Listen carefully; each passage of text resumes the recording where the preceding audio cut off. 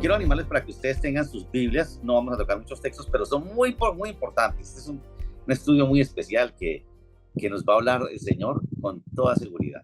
Es más, yo quiero que ahora que lo terminemos, se lo voy a enviar al grupo de WhatsApp para los que quieran, los que no están en el WhatsApp y lo quieren, se lo envío, porque ustedes lo pueden usar para hoy, si se alcanzan en el tiempo del almuerzo o de la cena, compartirlo con su familia, seguro, porque sé que les va a hablar. Y también quiero que al final o en la medida que vamos pasando, vayan poniendo ahí, ¿qué les deja? ¿Con qué se quedan ustedes de esta enseñanza que tiene que ver de ese encuentro con el resucitado? Entonces, listo, no se me van a desconectar y si usted está en su casa, no se deje distraer, creo que nos demoraremos 35 minutos para que ustedes puedan estar ahí pendientes y no se desubiquen. Entonces, permítame orar antes y comenzamos. Señor, gracias nuevamente por este día en que nos reunimos, Señor, por esta tecnología que nos da la bendición de estar juntos de alguna manera, por los que están bien lejos, gracias también por ellos, los bendecimos y háblanos, Señor. Tú sabes cómo venimos cada uno, con qué necesidad. Háblanos con tu palabra, Señor, te pedimos. Que nuestro corazón y nuestra mente, Señor, se abra para escucharte a ti. No permita, Señor, que haya distractores que nos interrumpan, sino que podamos estar concentrados en este ratico. Te lo pedimos, Señor, y que podamos también multiplicar tu verdad. Estamos en tus manos y nos dejamos en ella, en el nombre de Jesús. Amén. Bueno, bueno, que vamos a compartir entonces la presentación nuevamente.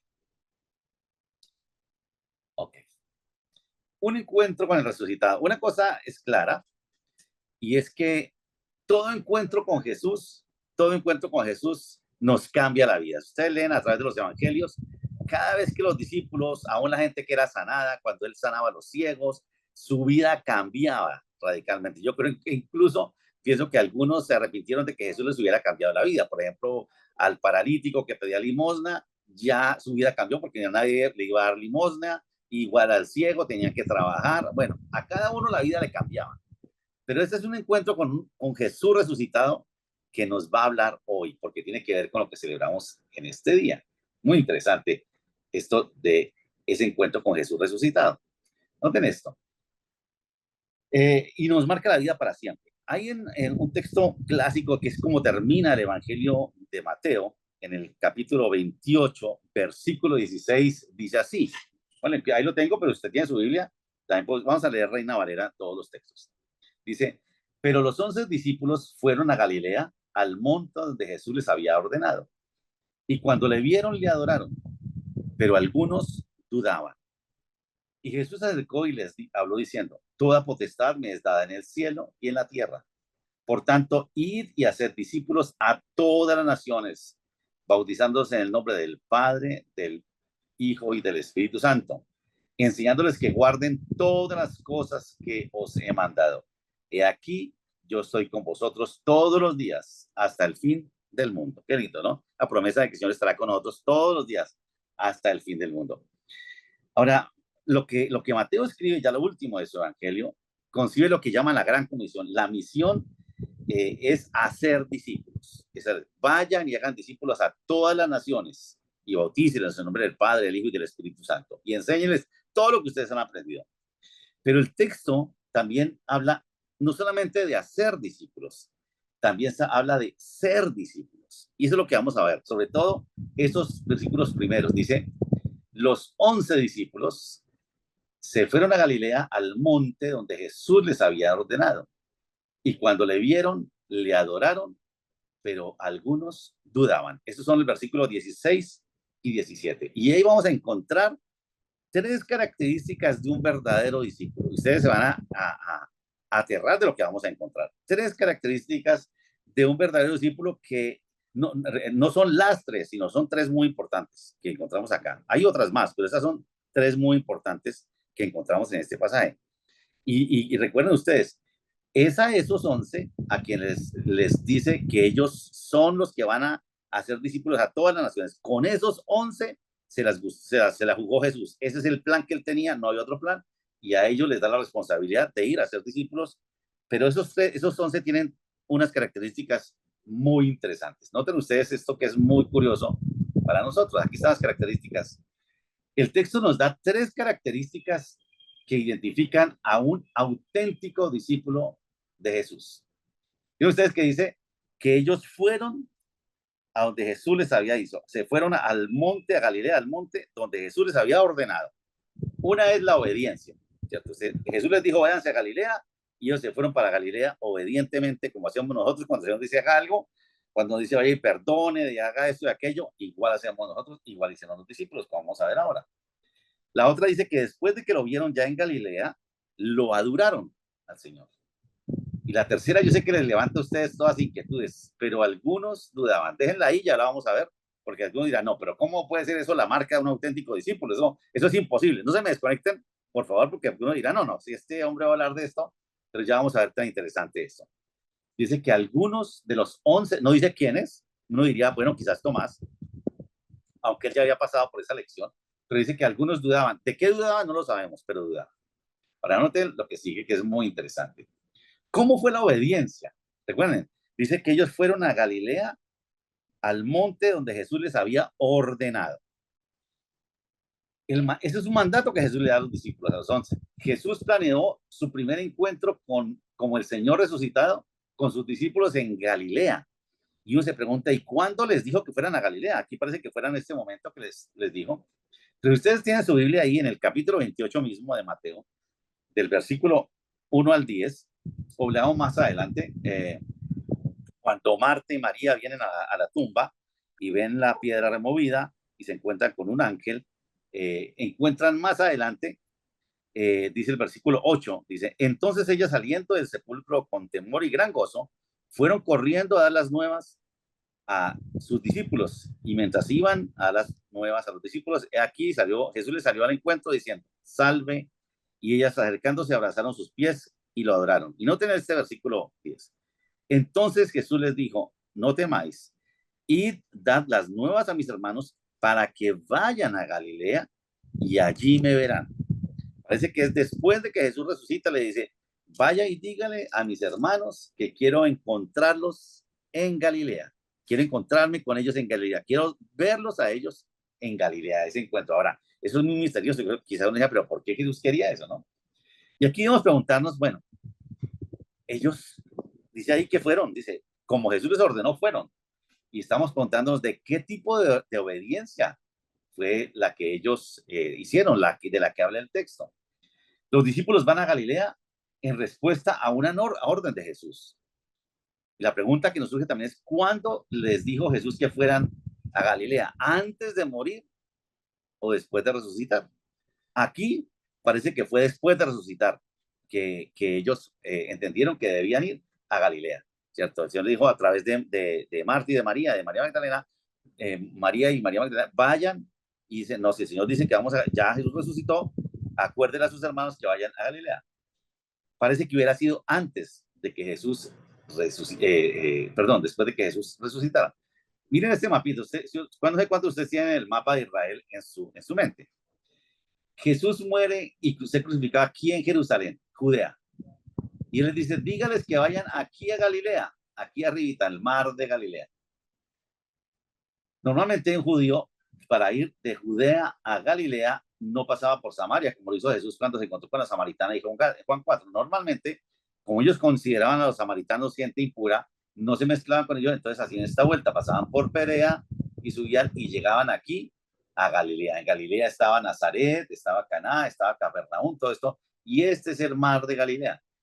Jesús les dice, vaya, dígale a mis hermanos que están aquí en Jerusalén, que vayan a Galilea, que allá en el monte quiero encontrarlos. Y uno dice, bueno, listo, ¿eso qué tiene de extraño? Vamos a ver. Normalmente, de ir de Judea, de Jerusalén hasta Galilea, se demoraba 3 días.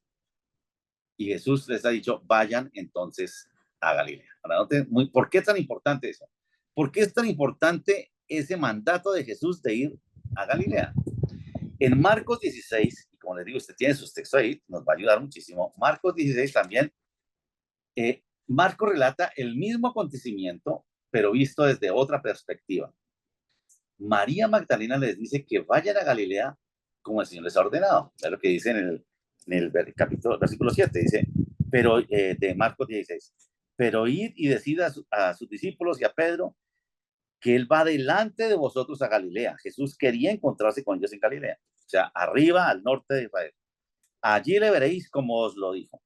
y ellas fueron huyendo del sepulcro porque les habían tomado temblor y espanto y no decían nada a nadie porque tenían miedo. Habiendo pues resucitado Jesús por la mañana, el primer día de la semana, apareció primeramente a María Magdalena, de quien había echado 7 demonios. Y yendo ella, lo hizo saber a los que habían estado con él, o sea, a los 11, que estaban tristes y llorando. Ellos, cuando oyeron que vivía y que había sido visto por ella, no le creyeron. Permítame, repito ese versículo 11. Ellos, los 11, cuando oyeron que ella les dijo que vive el Señor y que le habían visto, no le creyeron a ella. Y sigue diciendo, pero después apareció en otra forma a 2 de ellos que iban de camino y yendo al campo, ellos fueron y lo hicieron saber a otros y aún a ellos, ni a ellos les creyeron tampoco. Tampoco les creyeron a ellos. Esta gente. Versículo 14. Finalmente se apareció a los 11 mientras ellos sentados a la mesa, estando sentados a la mesa, y les reprochó su incredulidad y dureza de corazón porque no habían creído a los que les habían visto resucitado. ¿No ustedes tan interesante eso que nos plantea aquí el Señor?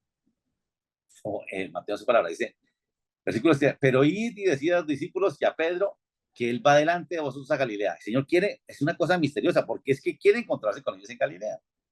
Él les dijo que vayan a Galilea. Ellos cuando oyeron que vivía y que había sido visto por ella, no le creyeron. Ellos siguen incrédulos, no les creen, tampoco a los 12 les creen. Los discípulos no fueron a Galilea como el Señor lo planeó originalmente. No obedecieron como Jesús les había dicho que hicieran. Y ustedes seguirían preguntando, ¿y cuál es el misterio de ir a Galilea? Ahí como que no tiene esto tan interesante. En Juan, ustedes encuentran, en Juan 20, encuentran que ellos están escondidos en Jerusalén después de que Jesús es crucificado, en un cuarto oscuro de Jerusalén, por temor a que les hicieran con ellos lo que hicieron con Jesús. Note lo que dice el Juan 20, 19. Cuando llegó la noche de aquel mismo día, el primero de la semana, estando las puertas cerradas, en el lugar donde los discípulos estaban reunidos por miedo de los judíos, vino Jesús y puesto en medio les dijo, paz a vosotros.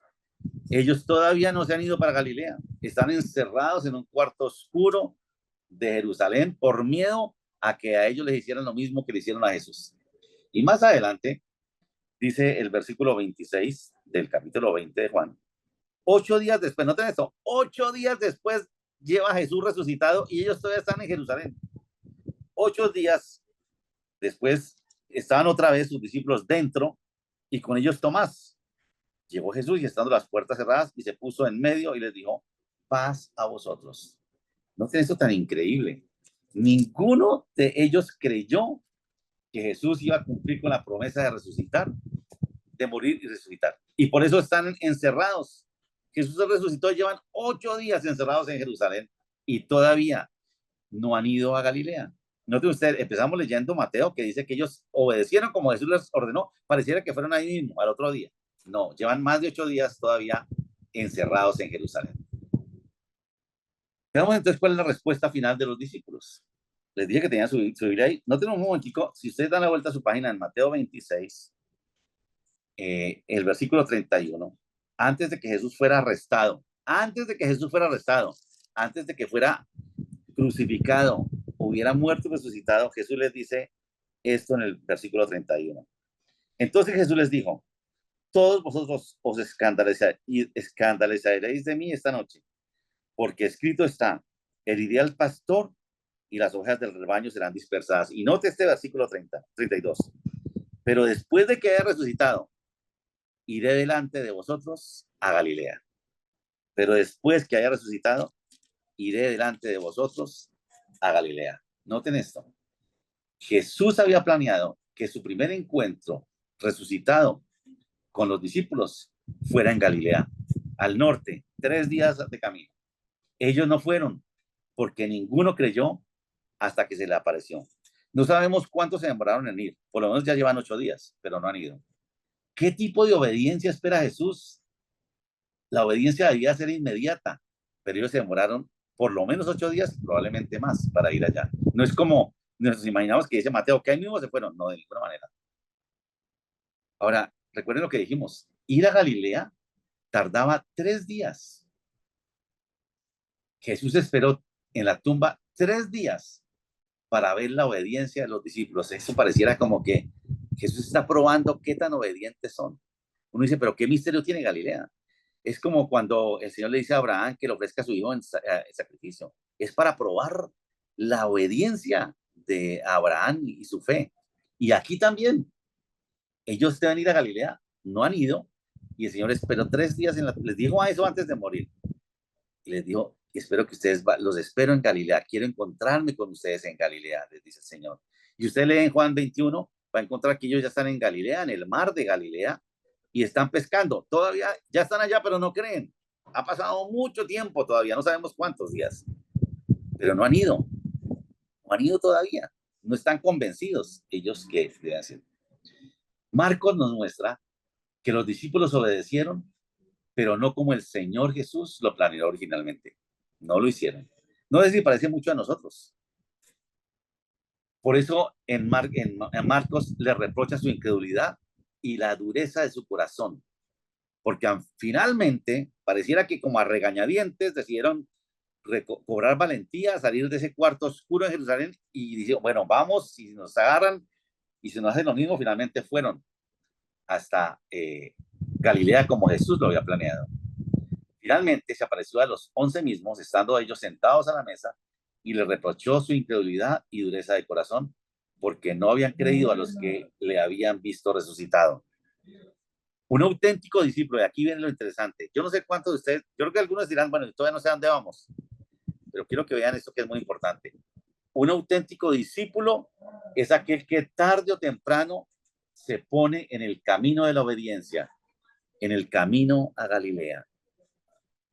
Yo no sé cuántos de nosotros seguimos encerrados en ese cuarto oscuro y todavía no hemos decidido salir para Galilea. ¿Cuántas veces el Señor nos ha ordenado que hagamos algo y nosotros seguimos sentados a la mesa sacando cuentas de lo que ganaremos o perderemos si obedecemos y esperamos como los discípulos?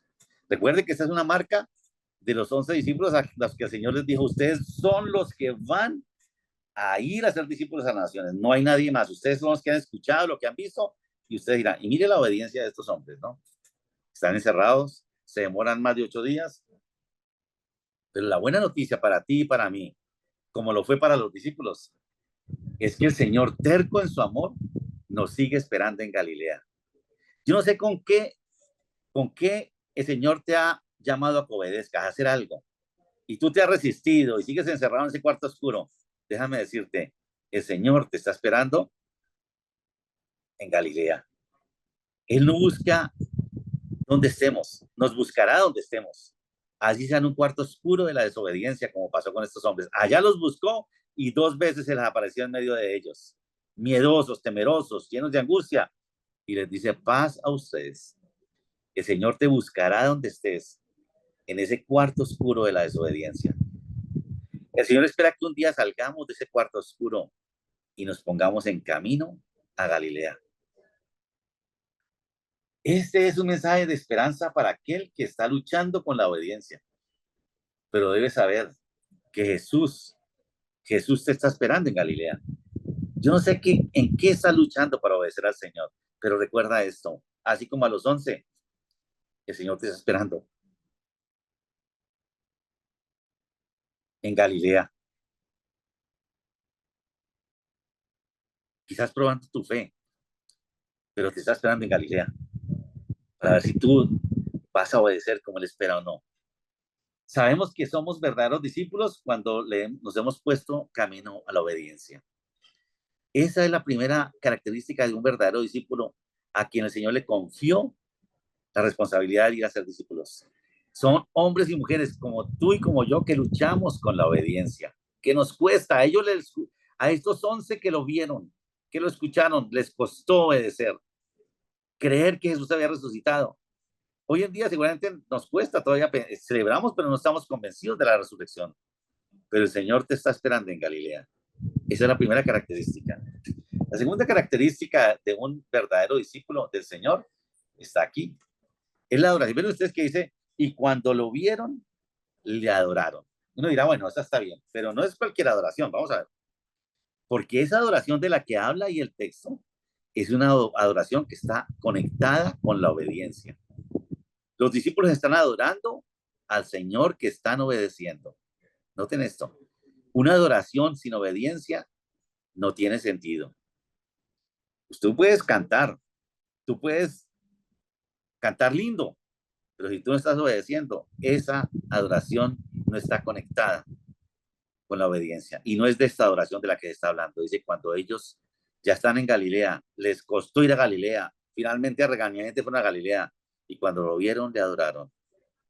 Tú tienes que vencer eso, obedecer, y la adoración que tiene sentido es aquella que está ligada a la obediencia. Adoración sin obediencia no tiene sentido. Dice en Salmo 33:1, en los íntegros es preciosa la alabanza. ¿De qué tipo de adoración habla el Señor? Cuando le vieron, le adoraron. Es la adoración que lo ve a Él con los ojos de la fe. Es ese tipo de adoración que está hablando el Señor. Es una adoración que brota del camino a la obediencia. Yo no puedo adorar al Señor si no lo estoy obedeciendo, si no lo estoy agradando. Eso es cantar bonito quizás, pero yo tengo que estar, que cuando la adoración vale, es la que está camino a la obediencia. Y yo le agradezco a Dios por la gente que nos guía, por el equipo de alabanza, porque yo sé que ellos, a pesar de que luchamos todos con la obediencia, ellos lo hacen para adorar al Señor. Y gracias a Dios por cada uno de ellos. La obediencia da consistencia a nuestra adoración. Eso es muy importante. Una, una adoración sin obediencia no es consistente. Quien cultiva una vida de devoción e intimidad diaria con el Señor, le adora. Vieron ustedes que dice que cuando le vieron, le adoraron. La adoración mantiene fresca nuestra obediencia. Evita que se vuelva rutina, evita que se vuelva hábito y que se vuelva costumbre. Si obedecemos sin adorar, tarde o temprano nos volveremos fariseos y legalistas. Me gustó cuando dice, y cuando le vieron, le adoraron, porque es una adoración que parte de contemplar al Señor, de mirarlo a Él, de verlo a Él que nos motiva a adorar.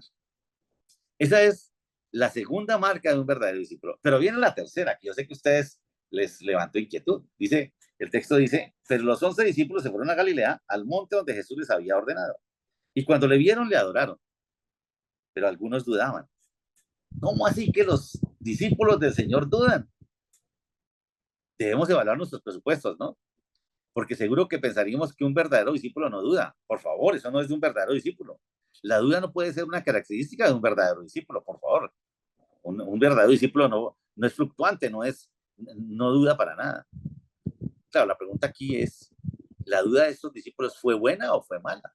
Y uno dirá, no, fue mala. ¿Es bueno o malo que un cristiano dude? Y dice ahí, algunos entre los 11 dudaron, dice ahí. ¿De qué dudaron los discípulos? No lo sabemos. No lo dice Mateo. Probablemente dudaron de que Jesús hubiera resucitado. Dudaban de todo. Dudarían que, como dice más adelante, que podrían cumplir la misión. Pero ellos dudan, dice ahí. Algunos dudaron. Pero no tiene esto tan interesante. Jesús no los cuestiona porque dudaron. Dice ahí Mateo, pero no dice que Jesús los cuestionó, ni los regañó, ni nada. Tal vez porque la duda es de cualquier discípulo puede ser vista a la luz de la duda de estos discípulos. Si estos discípulos, estos 11, como dijimos, que lo vieron, que lo escucharon, dudaron, imagínense nosotros. La duda no los descalifica. Uno diría, no, ¿cómo es que el Señor le va a decir a estos 11 que dudan todavía que ellos son los llamados a ir a ser discípulos a todas las naciones? La duda, si tú dudas todavía, quiero recordarte esto que es muy bonito, no nos descalifica para cumplir la misión de Dios. Tal vez dudaron de si podrían cumplir o no con la misión. Pero mira lo que sigue, algo muy interesante. Ustedes vieron, aquí habla de que algunos dudaron, pero en Marcos dice que el Señor sí los juzgó por su incredulidad. ¿Recuerdan ustedes? Ahí en Marcos, el Señor los regaña y le dice, versículo 14 del capítulo 16 de Marcos, dice, finalmente se apareció a los 11 mismos Estaban ellos sentados a la mesa y les reprochó su incredulidad y la dureza de su corazón. Noten esto, hay que diferenciar la incredulidad y la duda. Eso dice Marcos 16. Dice que los discípulos no creyeron, eran incrédulos. Ahí no dice cuáles, como tampoco lo dice atrás. La incredulidad es pecaminosa porque está asociada con la dureza del corazón. Subordina la obediencia y la adoración a la comprensión. Si comprendo, entonces creo. Eso dicen los ateos. Eso fue lo que dijo en principio Tomás. Hasta que yo no vea sus heridas y meta mis dedos en el costado, no creeré. Eso es incredulidad. Pero la duda es diferente. La duda es parte de la experiencia de un discípulo que busca vivir su fe en este mundo. La duda no condiciona su obediencia y su adoración al Señor. Muchas veces no comprendo y tengo dudas. Tengo muchas preguntas, pero aún así obedezco y sigo. Esa es la diferencia. La incredulidad dice, si yo no veo, no comprendo, no obedezco. La duda dice, no lo entiendo todo, pero Señor, yo así te obedezco. Si ustedes leen en Hebreos 11, hablan de los héroes de la fe. Muchos de ellos no vieron todo. Seguramente dudaron. Moisés, Abraham, bueno, todos los héroes de la fe. Pero muchos de ellos dijeron, Señor, no entiendo, pero yo te obedezco y te sigo adorando. Esa es la gran diferencia. La diferencia entre Mateo y Marcos, entre la duda y la incredulidad, puede dilucidarse muy interesante al ver la situación que vivía Mateo cuando escribe el Evangelio, la situación que vivía la comunidad a la que describe, que es muy interesante. Noten esto. Mateo vio esto y lo que relata fue en el año 30, más o menos, ¿no? Pero en el año 70, cuando escribe más o menos 70, ya él está anciano, hace 40 años que pasó la resurrección de Jesús, él escribe este evangelio como los demás evangelios para que la gente que iba creyendo tuviera un registro de lo que ellos querían que supieran. Y cuando nosotros vemos eso, sabremos que los destinatarios de ese evangelio, una tercera generación de cristianos que vivían en persecución, estaban siendo expuestos por su fe, seguro estaban dudando de si seguir a Cristo o no. Dudaban por lo que vivían. Las circunstancias como a nosotros nos llevan a hacer a dudar, porque si no me responde, porque no me habla rápido y quizás dudamos. La duda no es mala, porque aunque dudes, sigues siendo fiel al Señor. Eso es de lo que habla aquí. Esa duda es una característica de los verdaderos discípulos. Seguramente estos de los años 70 admiraban a los 11 que habían dudado. Por eso Mateo lo escribe ahí. Los 11, los héroes de la fe que dieron sus vidas por Jesús, dudaron como ustedes. Y es ahí cuando Mateo escribe animándolos y recordándoles que esos héroes de la fe a quienes ellos admiraban también habían dudado. O sea que Mateo les dice que la duda es permitida en un verdadero discípulo. La incredulidad no, la duda sí. Esto lo sabemos al conocer la condición que vivían Mateo y la comunidad de cristianos a quienes él les escribe. Y así se encadenan las tres características: la obediencia, la duda, la obediencia, la adoración y la duda. La duda del discípulo es diferente.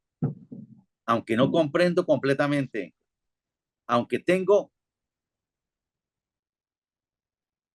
muchas preguntas, aún así obedezco y sigo adorando. Ese es el perfil, como se hablaba con los Esteban en las 5 días, de un verdadero discípulo. Las características, las grandes verdades del Evangelio son verdaderas, nos generan muchas dudas. La resurrección, la encarnación de Jesús, bueno, ¿cuántas cosas nos generan dudas? No lo entendemos, no cabe en nuestra razón, pero nosotros seguimos creyendo y obedeciendo al Señor y adorando al Señor. Nos generarán preguntas y dudas, pero seguimos adorando al Señor. Eso es lo que el resucitado esperaba de los 11 y lo que espera de ti y de mí. Verdades que generan grandes preguntas y grandes dudas. Son el corazón de la teología y dan espacio a la fe. Tú no entiendes todo como yo tampoco lo entiendo todo. Cuando pasan cosas que nos preguntamos ¿y por qué? Pero seguimos creyendo. No sé, Señor, por qué pasa esto. Me duele lo que pasa, alguna pérdida o por qué no respondes, pero sigo creyendo, Señor. Dudo, pero sigo creyendo. esa duda no te impide seguir creyendo y obedeciendo y adorando al Señor. El argumento de la experiencia, si hay algo que nadie puede refutar, es lo que Dios ha hecho en tu vida y en mi vida. La gente dirá, no, eso no es verdad. Nadie puede decirnos que no es verdad. Si el Señor me sanó, si actúa en mi vida, nadie lo puede negar. La gente dudará, pero yo lo creo. Cuando la crisis llega, seguimos obedeciendo y seguimos adorando. Yo no sé qué estés viviendo tú. Yo no sé qué circunstancias estés viviendo tú, pero es lo que el Señor resucitado esperó de sus 11 discípulos. Y déjame decirte, también espera de ti y espera de mí hoy en día. Quiero que tomes unos minutos ahí para pensar en esto que hemos escuchado. Cierra tus ojos. También te animo a que antes de que te desconectes, eh, escribas algo que te deja esta reflexión. Y como te digo, probablemente tú lo puedas usar hoy para donde te vas a reunir, le puedas compartir a los tuyos esta verdad tan increíble. Un encuentro con con el resucitado nos dejará ver las características de un verdadero discípulo. Obediencia aunque nos demoramos. Adoración conectada a la obediencia. Y dudas que nos generan muchas cosas. Todo el Señor nos ha revelado muchas cosas, pero muchas cosas no caben en nuestra razón. Pero nosotros tenemos fe. Y aunque dudamos y no conocemos todo, seguimos obedeciendo, seguimos adorando al Señor y confiando que aunque no entendemos, así es. Yo no sé cuántos de nosotros, tú que estás ahí, seguramente estás encerrado en ese cuarto oscuro de la desobediencia, en ese cuarto oscuro de Jerusalén. Recuerda esto, el Señor como a los 11 te sigue esperando en Galilea. Él quiere que vayas allá donde Él te pidió que hicieras, que hagas lo que Él te pide que hagas. Quizás te asalta la duda, recuerda lo que acabamos de ver, no importa. Si el Señor lo dice, Él quiere que tú obedezcas, que tú hagas lo que Él quiere. Ese poner la otra mejilla, ir a pedir perdón, reconciliar. Bueno, ¿cuántas cosas el Señor nos pide a nosotros? Ese es el encuentro con el resucitado. A ellos y a ti y a mí el Señor nos dio esa gran comisión. Estos 11 como nosotros se demoraron en obedecer. Les costó obedecer. ¿Te cuesta obedecer? Estás con los 11. ¿Dudas? Estás con los 11. Pero así como a ellos, a nosotros el Señor también nos ha dicho, ustedes son la luz del mundo. Ustedes son los que van a ir y hacer discípulos a todas las naciones. Y si tú estás todavía en ese cuarto oscuro de Jerusalén, resistiéndote a la obediencia, porque no entiendes, porque esperas que el Señor, como Tomás, te muestre para creer, anímate, sal de ese lugar, enfrenta el miedo y ve donde el Señor quiere que tú vayas y haz lo que el Señor quiere que tú hagas para que puedas ver la maravilla del Señor. Permítame orar por ustedes. Señor, gracias te damos por este momento y por tu palabra tan especial, Señor, tan perfecta, tan profunda, Señor, que nos anima, oh Dios. Tú sabes quiénes están aquí todavía en ese cuarto oscuro, Señor, porque les cuesta creer, porque dudan, Señor, que puedan, Señor, como los 11 finalmente, cobrar valentía, Señor, e ir a Galilea, donde tú quieres encontrarte con ellos, a abrazarlos y quizás restaurarlos como hiciste con Pedro cuando estaba allí pescando en el lago y tú, Señor, lo restauraste. Que aunque te negó 3 veces, Señor, tú le diste la responsabilidad de pastorear tus ovejas. Nosotros, Señor, somos como ellos. Nos cuesta obedecer. Te adoramos, pero a veces no sabemos ni por qué te adoramos. Permítenos adorarte, Señor, porque te obedecemos. Y, Señor, gracias porque la duda, como a Abraham, como a Moisés, como a los discípulos, como a David, como a todos ellos, Señor, nos permite creer, Señor. Nos permite dar pasos de obediencia, ser desafiados y agradarte a ti, oh Dios. Gracias por este día que nos marcará y por tu palabra Y te pido, Señor, que nos ayudes a poder compartir esto hoy. Señor, que no pase este día, que lo podamos hablar, no solamente replicar, sino hablarlo con las personas, explicárselo a la gente que quizás no lo entiende. Explicarle, Señor, esta verdad tan profunda, para que ellos también, Señor, entiendan que hacen parte de los discípulos a quienes tú llamaste, esos discípulos que tú llamaste después de resucitar para que hicieran lo que tú los llamaste a hacer. Señor, gracias te damos por bendecirnos, Dios. Estamos en tus manos, te adoramos, Padre. Bendito sea tu nombre. Amén.